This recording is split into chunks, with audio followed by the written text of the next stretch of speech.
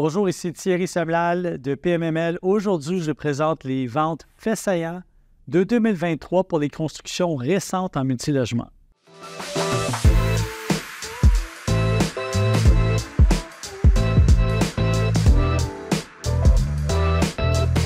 Donc, pour ceux qui étaient actifs en 2023, pour ceux qui ont eu des refinancements, pour ceux qui devaient faire des acquisitions sur le marché, vous avez vécu des hausses importantes de taux d'intérêt, bien sûr, résorbées quelque peu en fin d'année. Les transactions immobilières beaucoup plus longues et aussi des transactions qui devaient être renégociées en cours de route, du moins au niveau des délais, pour donner le temps aux acheteurs de se financer adéquatement et à des taux d'intérêt qui faisaient du sens. Le système, tout le financement de la SCHL a été hautement sollicité cette année, notamment le programme APH Select.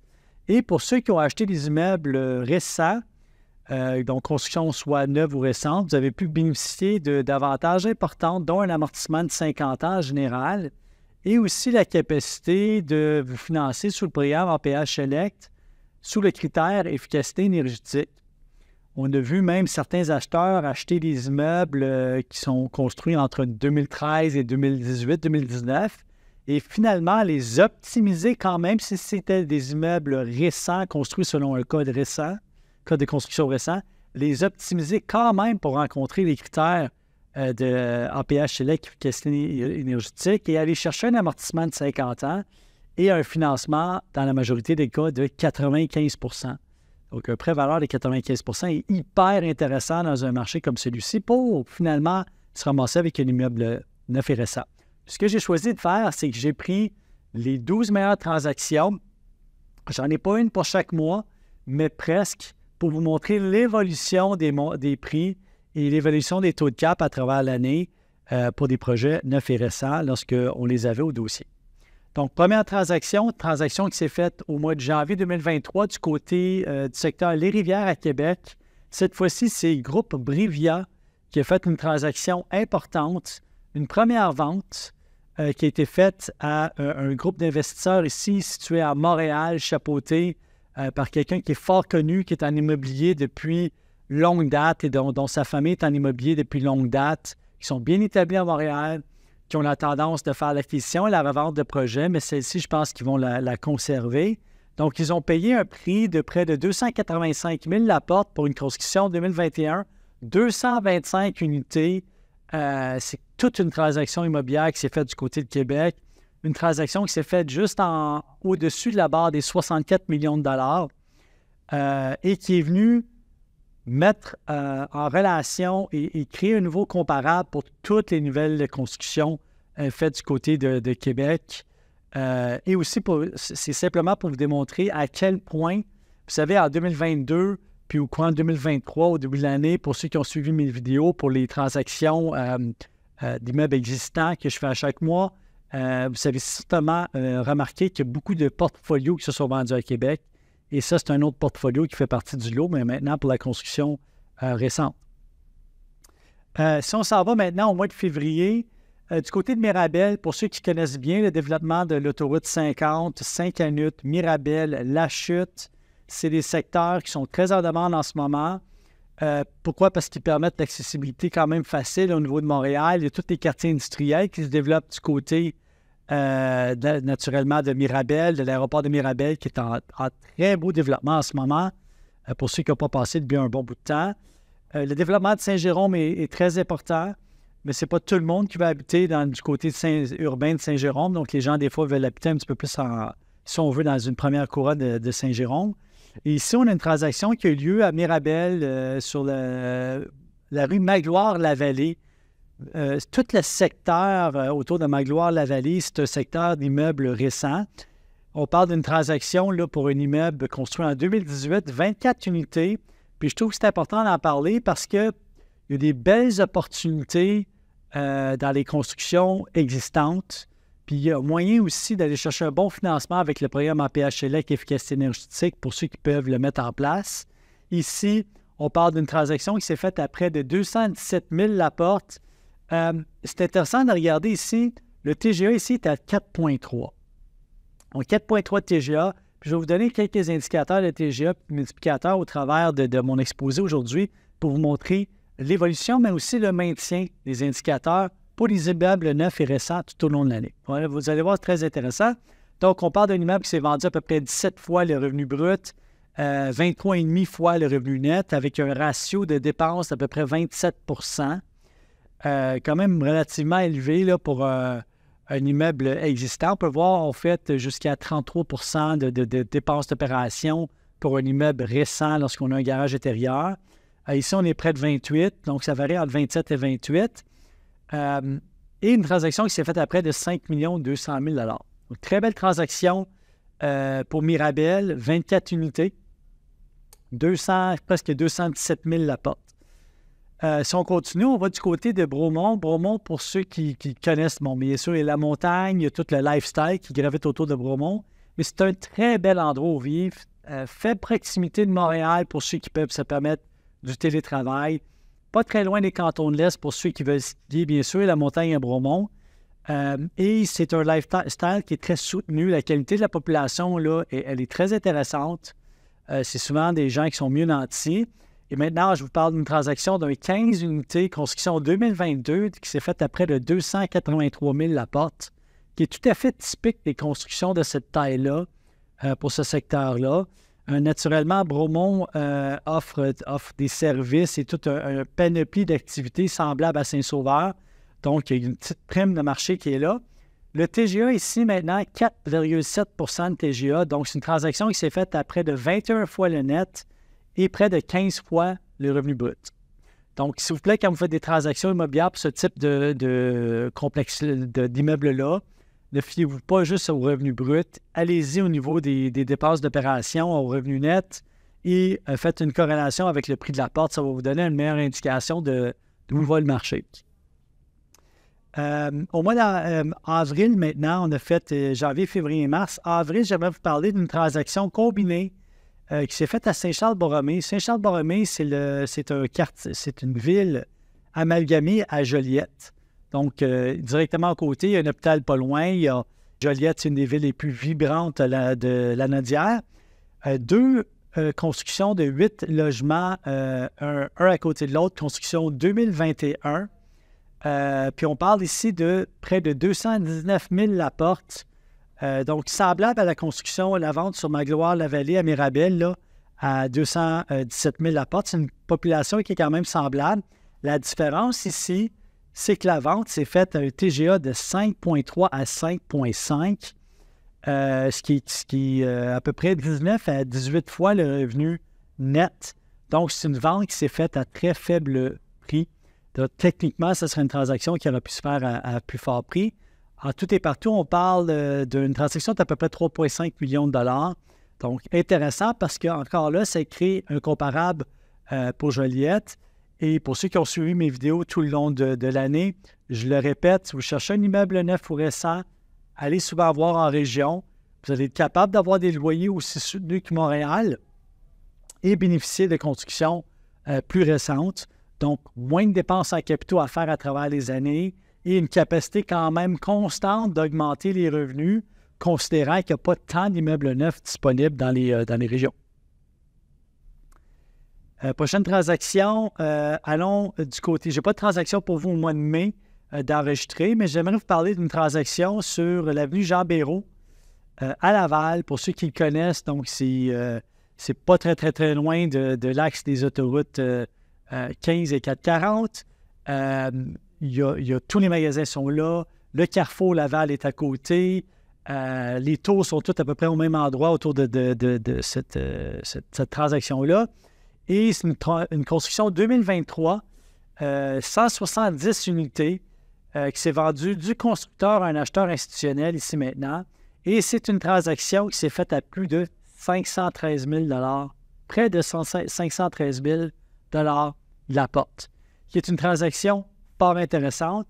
Je vous avais exposé aussi au tout début de l'année une transaction qui s'était faite à près de 700 000 $ de la porte, près de l'autodrome, l'ancien autodrome Blue Bonnet, donc près du projet Royal Mount, à Montréal, aux axes de Décarie de l'autoroute 40 de la métropolitaine, transaction à près de 700 000. Celle-ci, elle s'est faite à près de 512 000 la porte. Belle transaction immobilière. Donc, de voir qu'un acheteur institutionnel qui veut acheter ça, c'est nécessairement que cette transaction-là est dans le marché et correspond tout à fait aux besoins de ce qu'un acheteur institutionnel recherche. Donc, longévité pour un immeuble, capacité d'augmenter les loyers, construction en béton, belle vue, lifestyle, près des centres commerciaux, etc. Donc, cet immeuble-là a toutes les qualités requises pour faire partie d'une transaction d'un acheteur institutionnel et une transaction qui s'est faite à près de 87 millions de dollars. Allons voir maintenant, continuons à descendre notre liste là, pour le prochain mois. Le mois de juillet, du côté d'Aylmer, Gatineau, Hull, sous l'influence d'Ottawa, transaction pour une construction 2023, c'est faite pour 32 unités à près de 326 000 de la porte, ce qui est tout à fait consistant avec les ventes d'immeubles restants dans ce coin-là. Là, il y a beaucoup de constructions neuves qui commencent à se revendre dans ce secteur-là, qui sont datées de 2018 en montant. Celle-ci est naturellement, elle a été faite en 2023, donc c'est une construction flambant neuve. Et c'est une transaction qui s'est faite à plus de 10 millions de dollars. Donc, 10 millions de dollars pour un 32 unités, 326 000 de la porte.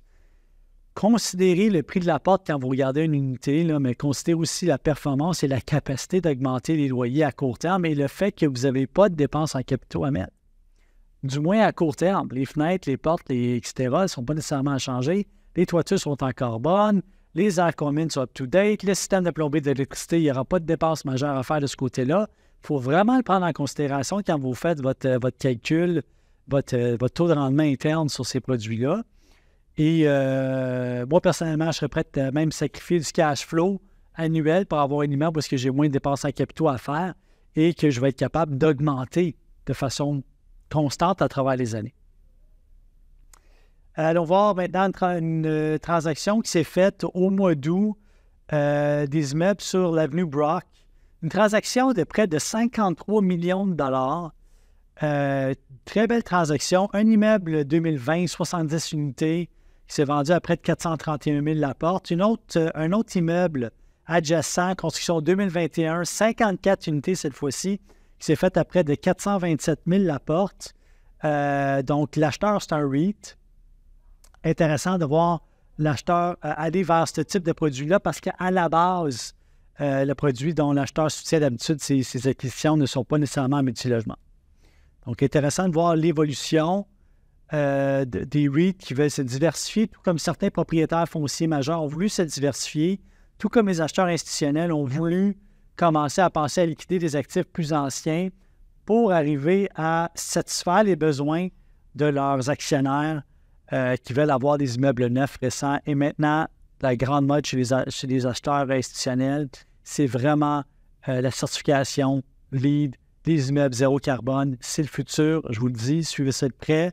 Pour ceux qui ont le portefeuille un peu plus lourd, là, pensez à aller dans cette direction-là. La direction LEED, la direction vert, c'est très vendeur au niveau de la clientèle locataire. Et les gens, avec tout ce qui se passe en ce moment, veulent aller dans cette direction-là. Donc, je pense que c'est un bon business case d'encourager ce type de transaction-là. J'ai un autre immeuble, j'aimerais vous parler maintenant au mois d'août, toujours du côté d'Aylmer. Cette fois-ci, construction 2022.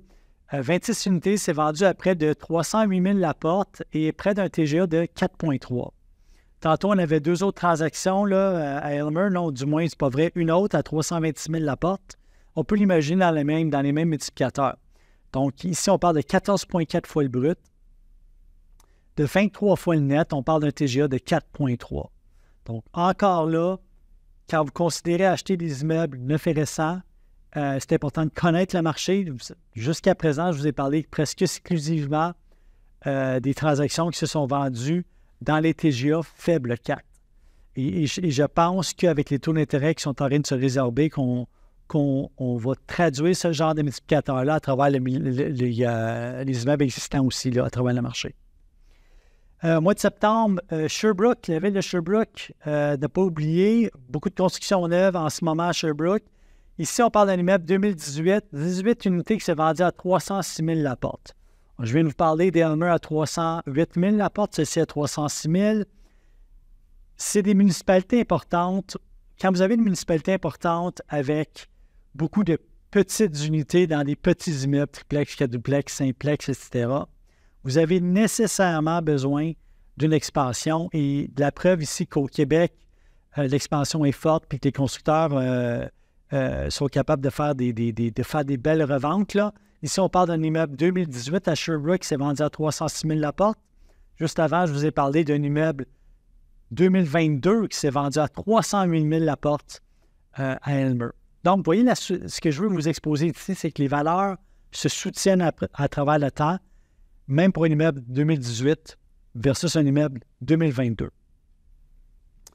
Mois d'octobre, allons du côté de Québec, Charlesbourg, Beaucoin, 24 unités. Construction 2016, maintenant on recule encore plus loin dans le temps. On parle d'un immeuble qui a été construit il y a 7 ans, près de 223 000 la porte. Celle-ci a un TGA de 4. 4, c'est 24, c'est 25 fois le net. Donc, l'immeuble s'est vendu à 25 fois le multiplicateur de revenus nets. Une transaction à près de 5 363 000. Et ce sont des investisseurs privés qui ont vendu, entre eux. Jusqu'à date, là, on parle énormément de constructeurs qui ont vendu à des institutionnels pour ce qui est des plus gros. Constructeurs, sociétés immobilières qui ont vendu à des REIT, mais ici, on a privé à privé. Donc, c'est très intéressant de voir que le marché du Québec a été soutenu par les ventes privées tout au long de son histoire. Je ne pense pas que ça va changer. Maintenant, allons au mois de novembre, du côté de Gatineau, le plateau, donc toujours dans le même genre d'ordre d'idée que Aylmer, etc. Ici, une transaction de 99 unités vendue à près de 360 000 la porte. C'est une société immobilière qui est vendue à un REIT. On parle d'une transaction de près de 35 millions. Ceux qui disent que les acheteurs institutionnels sont sur les lignes de côté, oui, mais les transactions immobilières qui se font au Québec, j'en ai 4 ici dans mon book pour la dernière année.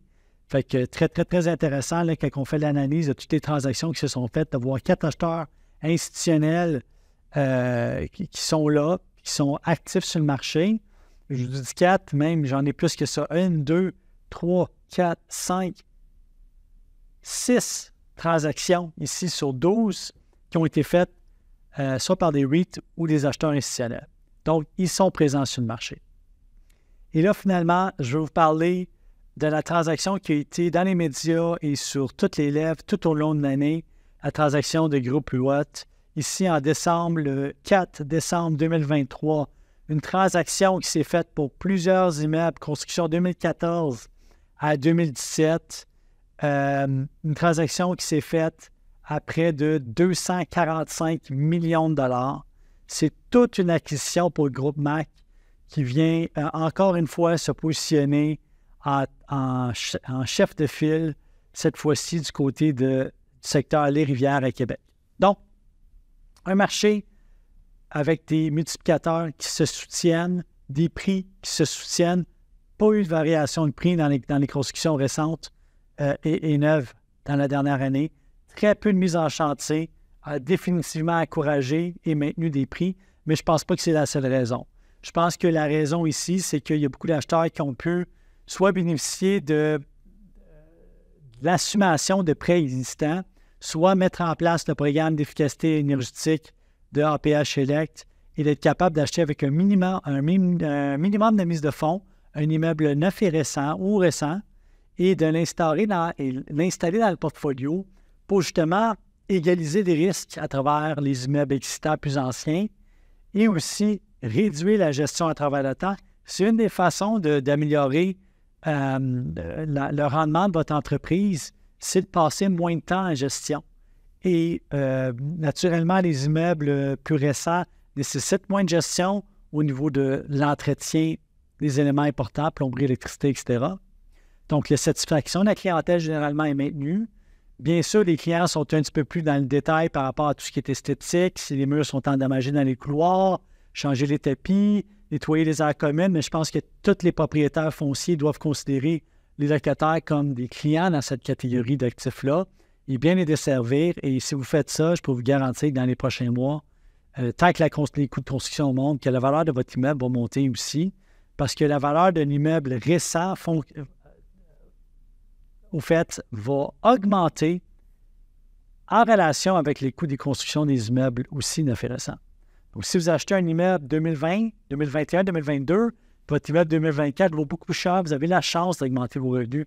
Vous avez la chance de prendre une plus-value qui peut être plus que 2 % annuel, naturellement. Le 2 % qu'on utilise standard en immobilier. Donc là-dessus, j'espère que ces informations-là vous ont été utiles. Nous avons plusieurs immeubles récents et neufs à vendre sur le site de PMML. Bien sûr, notre inventaire change tout le temps, donc je vous encourage à aller cliquer sur l'onglet « Construction neuve et récente » puis aller voir les immeubles que nous avons à vendre. Nous avons aussi des terrains disponibles sur le même site web avec des permis d'octroyer ou des terrains à développer qui peuvent être intéressants à acquérir puis finalement à bénéficier de tout le programme SCHL pour la construction d'immeubles neufs et récents. Là-dessus, je vous souhaite un excellent début d'année, franc succès dans toutes vos entreprises immobilières. Et si jamais vous avez des questions, n'hésitez pas à me téléphoner, ça va me faire plaisir de vous répondre. Bonne journée.